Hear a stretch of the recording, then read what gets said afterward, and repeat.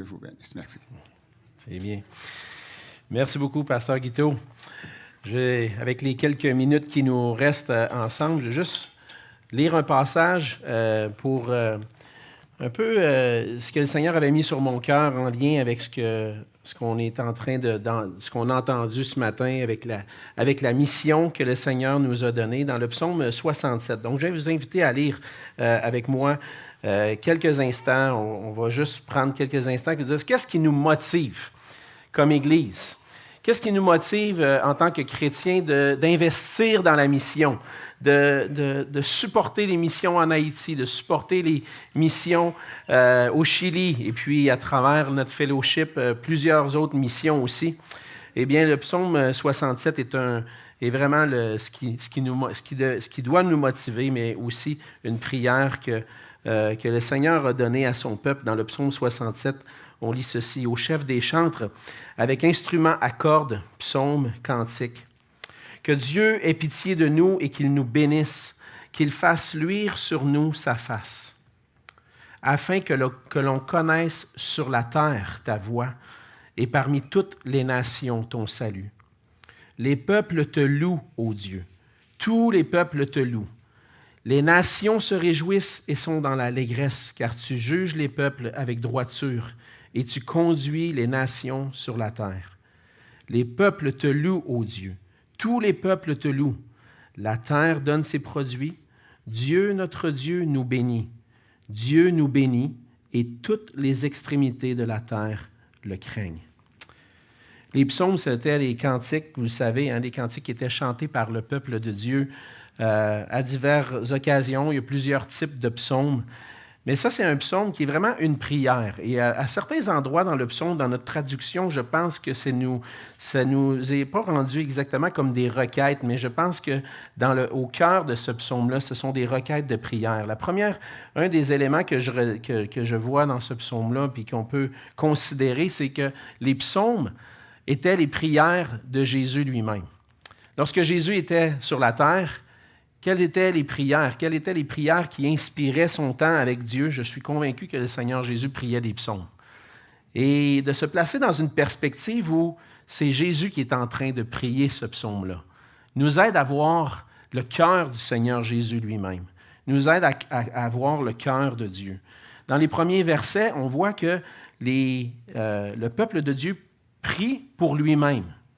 Verset 2, « Que Dieu ait pitié de nous et qu'il nous bénisse. » Et à travers ça, on voit que non seulement on doit prier pour nous-mêmes, mais Dieu manifeste sa grâce envers nous et on doit prier pour que toutes les nations se réjouissent en lui pour son salut. Et on doit prier pour que le Seigneur nous bénisse. Et à travers la bénédiction du peuple de Dieu, on veut connaître la grâce de Dieu. C'est Dieu qui accorde la bénédiction à son peuple. Et cette prière-là que Dieu ait pitié de nous, qu'il nous bénisse, qu'il fasse luire sur nous sa face, fait référence à une prière que les sacrificateurs devaient prononcer sur le peuple dans Nombre, au chapitre 6, versets 22 à 27. On voit presque le même langage. On voit la volonté de Dieu. C'est l'Éternel parlant à Moïse. Considérez, c'est Dieu lui-même qui parle. Il dit, parle à Aaron et à ses fils et dit, vous bénirez ainsi les enfants d'Israël. Vous leur direz que l'Éternel te bénisse et te garde. Que l'Éternel fasse luire sa face sur toi et qu'il t'accorde sa grâce. Que l'Éternel tourne sa face vers toi et qu'il te donne la paix. C'est ainsi qu'ils mettront mon nom sur les enfants d'Israël et je les bénirai. Et à travers cette prière-là que Dieu donne à Moïse pour la donner à Aaron, pour les sacrificateurs, on voit que Dieu veut bénir son peuple. Dieu veut se glorifier à travers la bénédiction de son peuple. Et au début du psaume 67, c'est comme si c'est le peuple qui crie à Dieu lui-même, « Aie pitié de nous! » Que Dieu nous bénisse. Que Dieu fasse luire sur nous sa face. Et lorsqu'on parle de faire luire sa face, c'est un peu l'idée d'avoir un visage agréable. Lorsque vous rencontrez quelqu'un, si vous voyez quelqu'un qui a les yeux puis qui fait la moue, vous dites qu'il y a quelque chose qui ne va pas.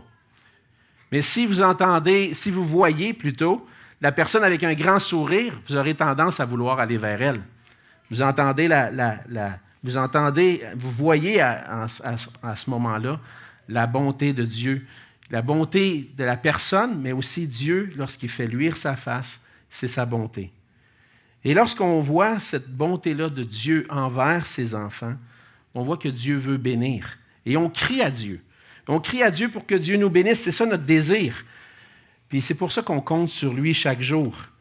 Mais la bénédiction ou notre bénédiction en tant qu'enfant de Dieu, même si ça fait partie de nos prières, Seigneur, bénis ma vie, bénis ma famille, ce n'est pas une fin en soi.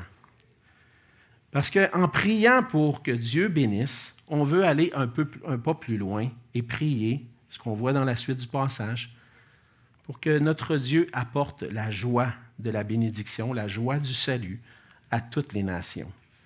Pourquoi les enfants de Dieu prient que Dieu les bénisse? Au verset 3, « Afin que l'on connaisse sur la terre ta voie, et parmi toutes les nations ton salut. » Donc, notre bénédiction est simplement pour montrer que nous avons un grand Dieu et que ce Dieu-là puisse être connu sur la terre. On prie pour que les nations puissent connaître le seul vrai Dieu. Et c'était le mandat du peuple de Dieu, du peuple d'Israël, entre autres, à travers la promesse qu'il a donnée à Abraham. Dieu avait choisi Abraham pour être une bénédiction pour les nations. En Genèse 12, on lit ceci, « Je ferai de toi une grande nation, je te bénirai, je rendrai ton nom grand et tu seras une source de bénédiction. Je bénirai ceux qui te béniront et je maudirai ceux qui te maudiront et toutes les familles de la terre seront bénies en toi. » Dieu a béni Abraham. Dieu a comblé Abraham avec une postérité puis avec un pays d'abondance pour sa descendance. Mais ce n'était pas pour s'arrêter là. C'était pour être une source de bénédiction. Et lorsqu'on prie pour que Dieu nous bénisse, on veut prier que Dieu nous bénisse afin que son nom soit connu. Si j'ai du succès dans la vie, si je suis béni, puis si je vois les choses qui vont bien dans ma vie parce que j'ai été béni, ce n'est pas pour moi-même seulement, mais c'est pour que les gens sachent que ça vient d'un Dieu qui comble de bénédictions. Et le Seigneur nous a tellement montré son regard bienveillant, sa grâce envers nous en Jésus-Christ, en procurant un salut si grand. Et notre engagement dans la mission, avec le Chili, avec Haïti, avec les autres endroits où on veut œuvrer, c'est pour que les gens puissent connaître le seul vrai Dieu, pour qu'ils puissent connaître la vraie bénédiction.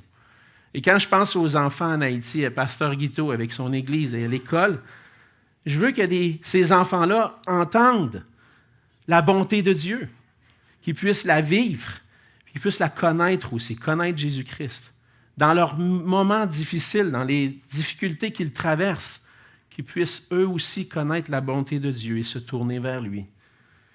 Parce que c'est lui le Dieu qui conduit les nations, qui juge et qui conduit les nations. Au verset 4 et 5, j'aimerais que vous puissiez peut-être penser, plutôt que de voir les peuples te louent, ô Dieu.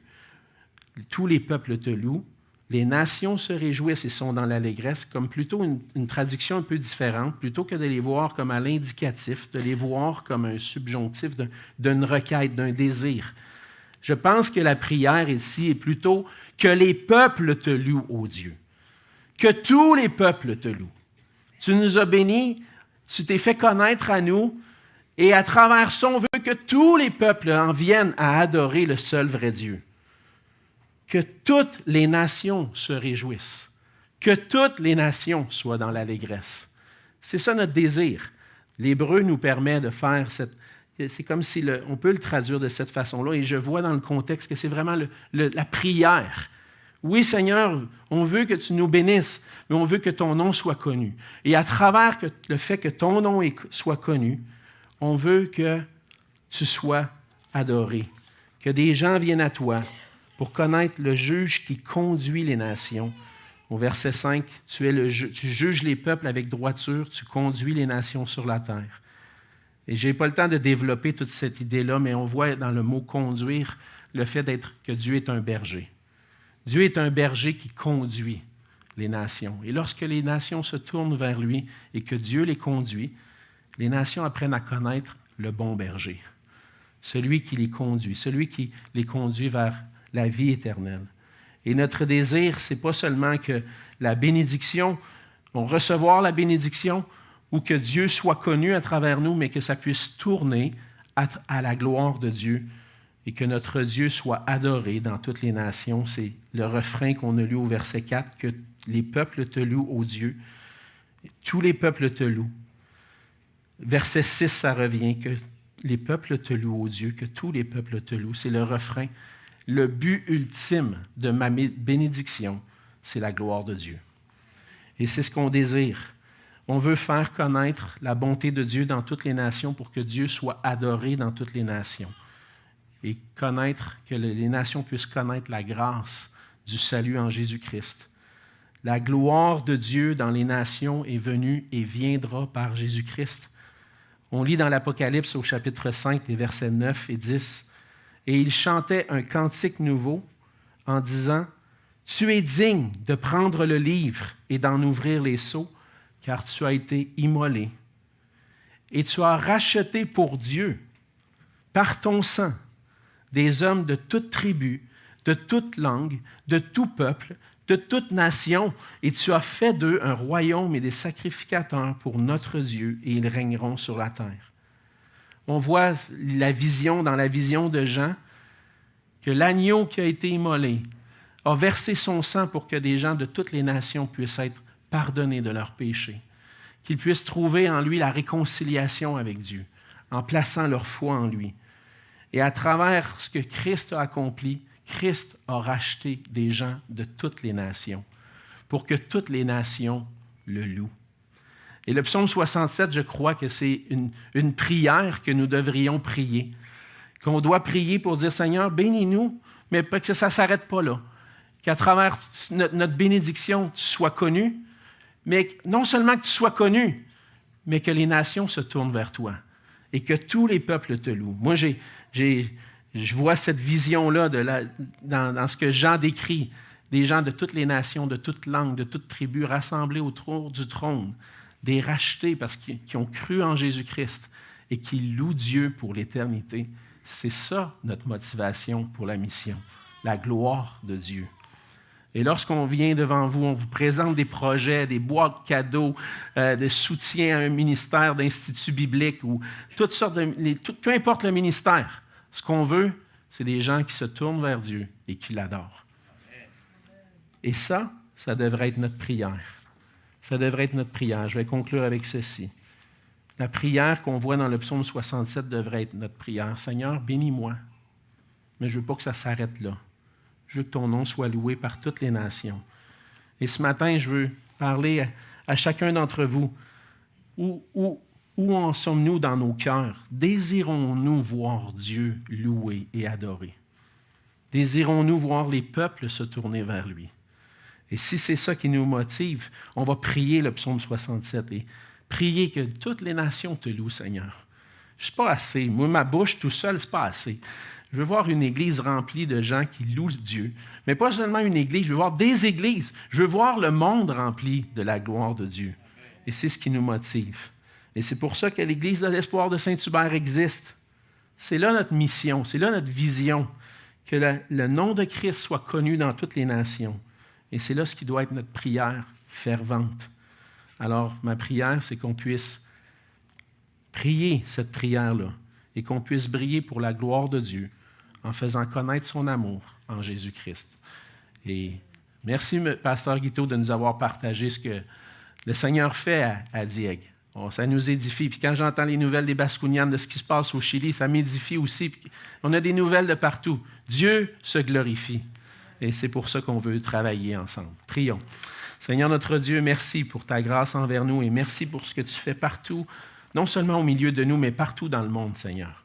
On voit ton œuvre dans des détails, dans une école qui est en train d'être construite, une église qui avance et des gens se tournent vers toi. 45 baptêmes l'an dernier, Seigneur, on te loue pour tout ça, parce que ton nom est proclamé, parce que ton nom est adoré de plus en plus dans le monde. Et oui, Comme Pasteur Guiteau nous a mentionné, des fois on peut regarder autour de nous et voir ce qui va mal, mais aide-nous à porter nos yeux vers ce que toi, tu es en train d'accomplir, pour qu'on puisse te louer, te glorifier, Seigneur, et que toutes les nations te louent et t'adorent. Aide-nous, Seigneur, à prier cette prière dans nos propres vies, mais en tant qu'Église, afin que nous puissions briller pour toi et pour ta gloire. Et c'est en Jésus que je te prie. Amen.